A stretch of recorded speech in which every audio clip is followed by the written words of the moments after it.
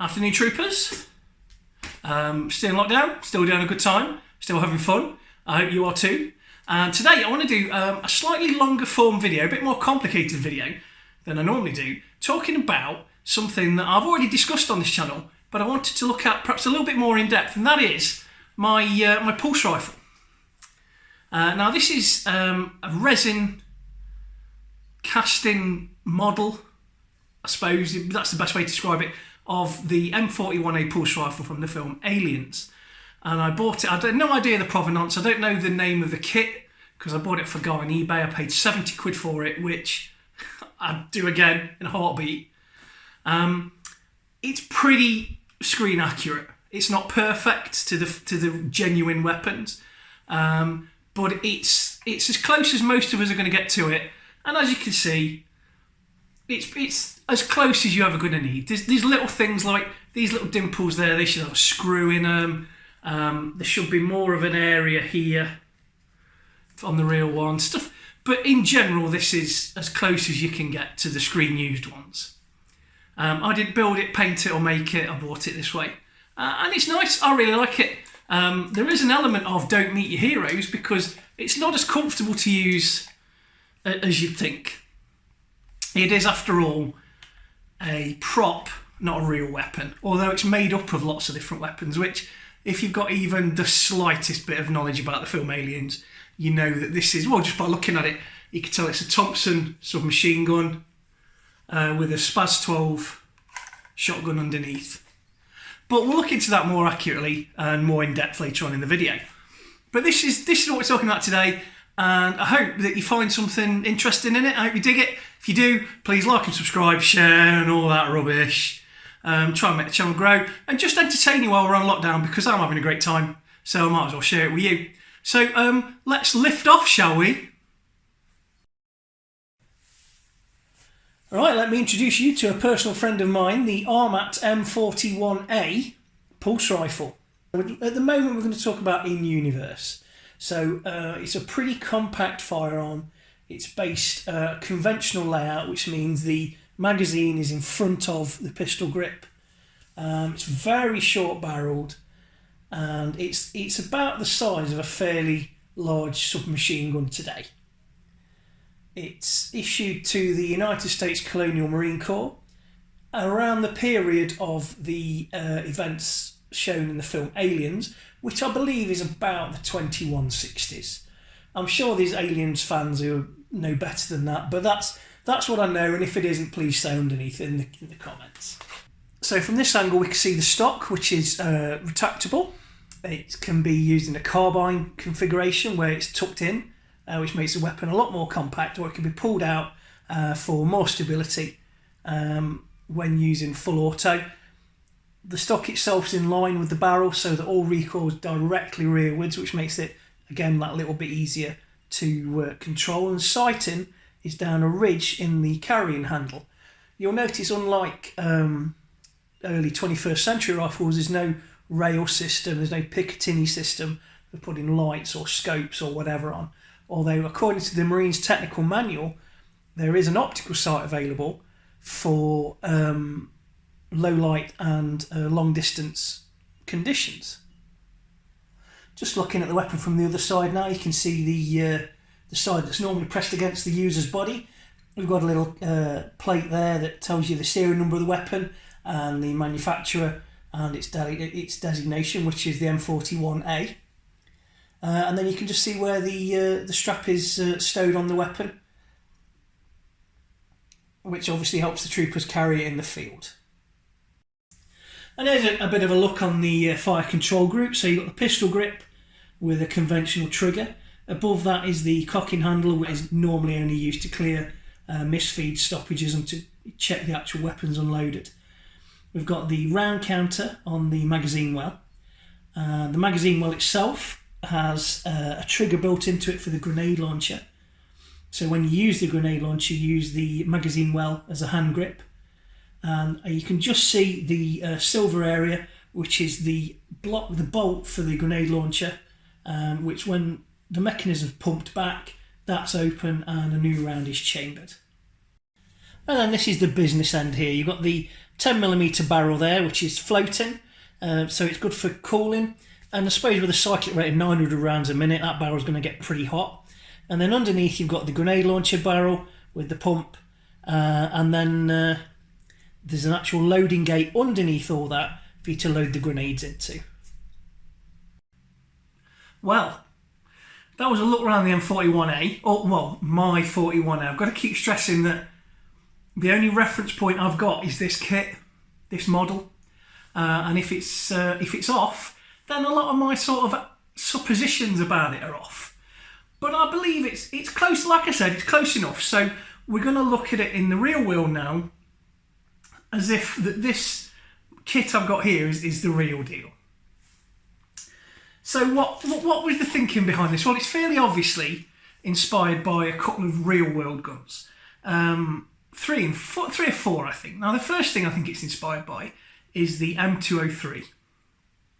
The M203 is basically an M16A2 with a grenade launcher underneath. So already you're spotting the similarities. And Cameron wanted, there's a very post-Vietnam era feel to the military in Aliens. It was fairly recent. It was only like less than a decade since the end of the war, and the troops act in a very Vietnam-y kind of way. They seem a little bit undisciplined, sloppy, scruffy.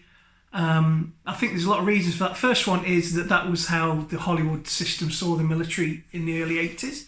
But also, it's indicative that the unit perhaps wasn't up to its best. They got a new lieutenant who wasn't very authoritative. And it's possible that, Hudson's coming towards the end of his term of service. So it's possible this squad's been out for quite a while. And they're ready, really, to go home and have a break. So, yeah, back to the rifle, though. We're based on the M203.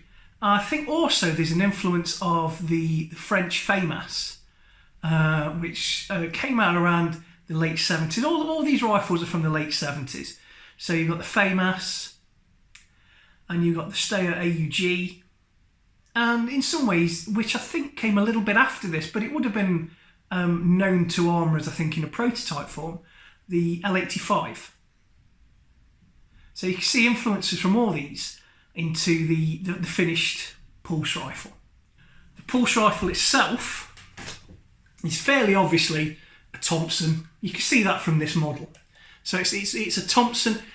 That would have been very useful because 45 blank is very, from what I remember watching documentaries on it, 45 blank ammo is very flashy and very reliable. And also I imagine there's plenty of Thompsons around and the armourers would have known their way around them. And then they've got the shotgun underneath, which also would have been fairly common at the time. The Spas 12, which is mostly what this is. There's a couple of other bits in there as well. The Spas 12s are kind of select fire shotgun that can be fired semi-auto or pumped. So it's either recoil operated, gas operated, or manually pumped. And it's kind of a cool shotgun. And then they've got all this kind of custom shrouding around it, which makes it look a little bit space age. And then adding to that, you've got the round counter, which in hindsight, I think possibly has turned out a little bit dated. And also, I genuinely do not believe that a magazine of that size, I'm trying to pull mine out. There we go. A magazine of this size could hold 99 rounds of 10mm. This whole box here, if you think about it, a 10mm round, that's a centimetre square. So 99 of them, that's a metre, So, yeah, I think the 99 rounds is more just for dramatic effect. So, conclusions then. When I was a kid, I was convinced this was the greatest gun ever made. And I couldn't understand why they didn't just make it and give it to real soldiers, because I was an idiot child. But now I've held one, And I've got one. It's not, and again, this is not a screen used one, so I can't guarantee. And also, I'm not built like a US Marine, so it's possible that a lot of this kind of ergonomic stuff is around me. But when you fire it from the shoulder in the carbine, which you're supposed to be able to do with the stock retracted, the only way you can fire it is really kind of chicken wingy, which is quite looked down on now. If you notice a lot of special forces and stuff like that, they cant the weapon very slightly over and you have your elbows tucked in and you can't get a sight picture. I can't see that. To get so I can look down that gully and look at this, it's very uncomfortable. And I've also found it's really weird to find somewhere to hold it at the front, because it feels weird to hold it like that, and it feels really weird to hold it like that. That feels very odd. So you want to hold it about there, but you can't because that's not really a handhold. Quick, before it's asked, the sling, I've put the sling on, and it's an L85 S80 swing sling. I've just put it because it looked right, it looked cool, and it just added that little bit to it, which is why it looks so messy on that side. There you go, you know it. So that's the pulse rifle really. I really had a case of don't meet your heroes when I first held it, because it's not ergonomic and it doesn't feel like it's something I'd want to use to accurately fire at people.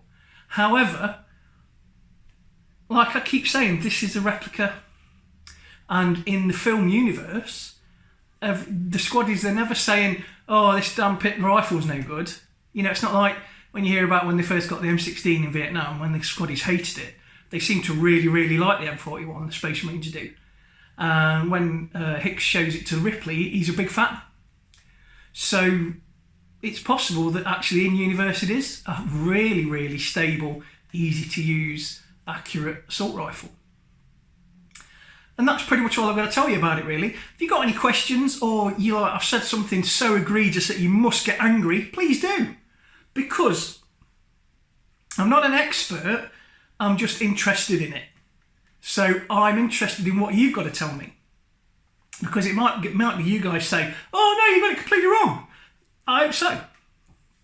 So, I hope you've enjoyed looking around my M41A pulse rifle. I really like it. It looks a unique piece, and for what I've paid for it, you know, I've seen an actual screen used one at the Leeds Armoury, and it looked terrible, but that was only like a rubber cast for background people. So to actually be able to hold and own something that has been, for me, probably the greatest film-made firearm ever, this is top boy. And to be slightly disappointed with the ergonomics is actually quite depressing. But that doesn't stop the fact that it looks cool as all hell. So thanks for watching. I hope it's not been too boring. And genuinely, if I've got something wrong, please tell me, because I want to know. Keep safe, like and subscribe if you enjoyed this video, and I'll be back soon with something else.